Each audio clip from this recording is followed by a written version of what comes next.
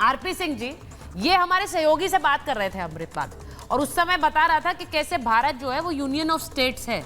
वो भारत मतलब देश नहीं, यूनियन ऑफ स्टेट्स है। यही बात राहुल गांधी कहते हैं, India is a union of states.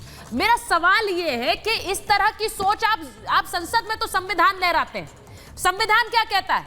देश के टुकड़े करने वालों का समर्थन कीजिए। क्या चन्नी साहब बिना अपने नेताओं के नेतृत्व, उनकी समझ के और उनके बिना सहमति के समर्थन कर रहे थे क्या? सुचारिता, जो आपने आखिरी बात बोली वो सबसे बड़ी बात है और सबसे सटीक बात है। चन्नी, चरणजीत सिंह चन्नी बिना राहुल गांधी के, बिना खड़गे जी की मर्जी के बिना एक अक्षर संसद में नहीं बोल सकता। उन्होंने वो बोला जो उसको पार्टी से आदेश मिला होगा, और ये कांग्रेस का डीएनए है। थोड़ा इतिहास बता देता हूँ। भिंडरावाला का इंटरव्यू लिया था संजय गांधी और कमलनाथ जी ने, और फिर उनको प्लांट किया था पंथक वोट काटने के लिए। ये अमृतपाल भी कांग्रेस के टाइम में आया वहां पर, और फिर वापस से पंथक गतिविधि के अंतर्गत पंथक वोट को काटने के लिए आया, और उसी सोच से, उसी विचारधारा को आगे बढ़ाते हुए आया। परंतु कोई कांग्रेस के नेता ने कभी नहीं बोला। ये श्रीमती इंदिरा गांधी को शहीद बताते हैं, पर यह पूछे कि उनकी मृत्यु हुई क्यों, भिंडरावाला को खड़े क्यों किया? क्योंकि 1975 के अंदर सिखों ने सबसे ज़्यादा इमरजेंसी का विरोध किया था। जेल भरो आंदोलन में सबसे ज़्यादा सिख गए थे। इनको लगा हाँ, मुझे सिखों को बांटना है और राजनीति करनी है। आज फिर कांग्रेस उसी रास्ते में चल पड़ी है।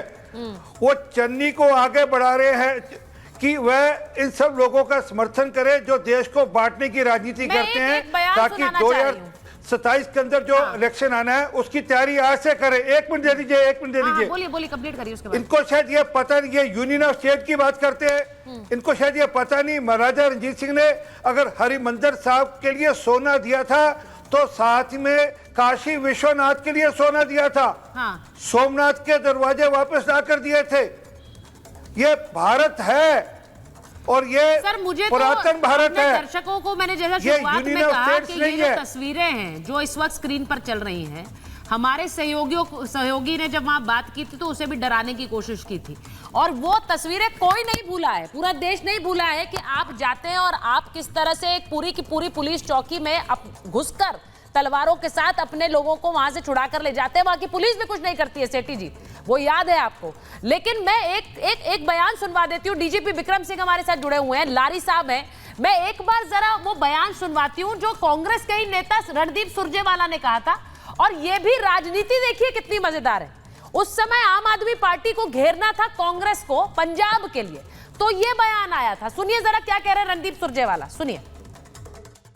Who helped the anti-India propagandist and supporter of terrorists Amritpal escaped in the first instance? Where was Amritpal hidden in all these days? Who gave him shelter? Who helped the anti-India propagandist and supporter of terrorists Amritpal escaped in the first instance? अब आपने सुना रणदीप सुरजेवाला क्या कह रहे हैं। आतंकियों का नेतृत्व करने वाला देश विरोधी अमृतपाल को भागने में मदद किसने दी? ये वो आम आदमी पार्टी पर निशाना साधना चाह रहे थे, तो वो आतंकियों का सरगना हो गया डीजीपी सर, तब वो देश विरोधी था। लेकिन अब जब संसद में बोलना है तो उसके फ्रीडम ऑफ स्पीच की बात हो रही है।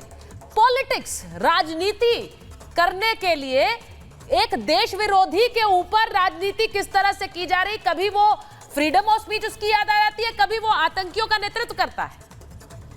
ये डबल स्टैंडर्ड देखिए। सुचरिता जी नमस्कार, विद्वान पैनलिस्ट नमस्कार। अवसरवादिता की इससे भौड़ा नमूना देखना असंभव है। ये अवसरवादिता, ऑपर्चुनिज्म, कि जैसा होगा देश वैसा होगा भेष, कोई सिद्धांतिक बात हम नहीं करेंगे। और चन्नी साहब ने तो पहले कौन से नए कीर्तिमान स्थापित कर दिए थे, देश के निर्वाचित प्रधानमंत्री को धोखे में और वहां पे डाल दिए जहां पे उनकी हत्या की प्रबल संभावना थी, पाकिस्तान की आर्टिलरी की मार में आ गए थे। ये संविधान की रक्षा की थी आपने। अमृतपाल की वकालत आप कर रहे हैं जानते हुए कि उसकी मनोवृत्ति क्या है, और ये कह देना कि वो 20 लाख लोगों ने उसको वोट मिले हैं, कोई 4,04,000, और आप कह रहे हैं 20 लाख लोगों का सहयोग है उसको। जरा अपनी गणित ठीक कर लीजिए चन्नी साहब, आज गणित नहीं आती हो तो जरा किसी ट्यूटर लगा लीजिए, क्योंकि आपकी गणित बहुत कमजोर है। ये 4 लाख लोग निर्णय नहीं करेंगे कि आदमी को किस तरीके से कानून के तहत उसके खिलाफ कार्रवाई होनी चाहिए। सुचरिता जी, मेरा परामर्श होगा कि ये जो इंजीनियर साहब हैं और ये जिन्होंने संविधान को अपने मन कर्म वचन से तार तार किया है, उनका संविधान में कोई स्थान नहीं है। ये ठीक है, हमारी उदारता है, हमारे संविधान की उदारता कि ऐसे लोग भी निर्वाचन लड़ सकते हैं, जीत सकते हैं, लेकिन उसके बाद कानून क्या कार्रवाई करेगा। कम से कम मैं अभी आपके चैनल पे ये परामर्श दे सकता हूं कि कानून अपने पे आ जाए तो ये सिर्फ अभी नहीं, इनका पूरा टर्म जेल की सलाह के पीछे कटना चाहिए। और वो बहुत बुरा दिन होगा जब अमृतपाल ऐसे लोग आकर के संसद में आएंगे। ये संसद की शोभा नहीं बढ़ाएंगे, ये संसद की शोभा को दूषित करेंगे। इनके ऊपर कार्रवाई होनी चाहिए। और चन्नी जी ने जो कहा उनसे उम्मीद भी क्या की जा सकती है, जो अमृतपाल के लिए इतना उदार दृष्टिकोण रखता हो, जिसने ही जैसे हमारे कर्नल शैलेंद्र सिंह साहब ने बड़ी अच्छी बात कही, मैं दोहराऊंगा नहीं, लेकिन उसका अगर 10% भी उस पर कार्रवाई हो जाए तो अमृतपाल सिंह सारी जिंदगी जेल की सलाह के पीछे रहेगा। लेकिन ये उदारवादी नेता जो हैं, जो अपने राजनीतिक स्वार्थ सिद्धि के लिए, चाहे वो अमृतपाल हो या जहां भी अवसर मिल जाए कि वोट की हार्वेस्टिंग, वोट की फसल काटने का अवसर मिलना चाहिए, फिर देखिए ये कैसे कलाबाजी खा करके अपने पैतरे बदलते हैं और इन लोगों का भी सहयोग और इन लोगों को महिमा मंडित करने में चूकते नहीं है। यही हमारी पीड़ा है। और मैं चाहूंगा कि चन्नी साहब ने जो तब चूक की थी प्रधानमंत्री के विजिट को लेकर के, तब तो चीफ सेक्रेटरी भी नहीं गए, डीजीपी भी नहीं गए, मैंने आप पे शो भी किया था, और चन्नी जी भी नहीं गए थे, तो संविधान की बड़ी रक्षा की थी आपने संविधान को जिस तरीके। हाँ सर, आपने जो बात बोली है, मैं एक बार लारी साहब के पास जा रही हूँ। लारी साहब, अब ये सीधी सीधी जो बात है, ये स्टैंड लेने वाली बात है। और क्योंकि आज नीतीश कुमार को लेकर एक हंगामा हुआ, उनके एक बयान पर बहुत सारे बयान विपक्ष के आए, वो बयान पर इतना हंगामा था, वो अपनी जगह है, लेकिन कांग्रेस इस तरह से देश विरोधी समर्थन कर रही है, उस पर आप लोग क्यों नहीं बोलते हैं? अब तो उनको रास्ता दिखाना आपका भी कर्तव्य है भाई, हर जगह तो हाथ पकड़ कर जा रहे हैं। यहां पर देश विरोधियों का साथ खुलकर संसद में फ्रीडम ऑफ स्पीच की बात की जा रही है और आप लोग बिल्कुल चुप हैं, कुछ बोलते नहीं।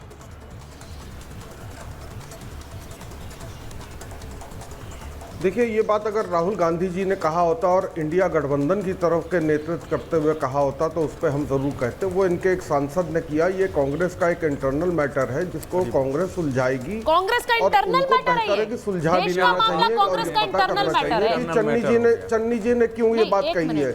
अरे बात सुन लीजिए पहले, ऐसे चिल्लाइए नहीं, ऐसे चिल्लाइए नहीं, पहले बात सुन लीजिए, पहले बात सुन लीजिए।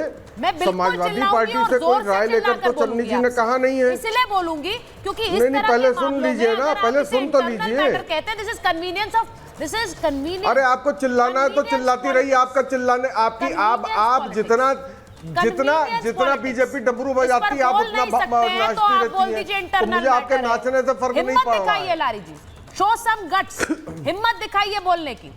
ये नहीं होगा कि जो मैटर अच्छा सुन लीजिए, बीजेपी ने आज डमरू बजाया और आप नाच रही हो उस डमरू पे, तो ये काम आप करिए, लारी जी, ये काम आप करिए। बीजेपी के डमरू पे आप नाचिए, लारी जी, इस तरह की भाषा को मैं एंटरटेन नहीं करती हूँ।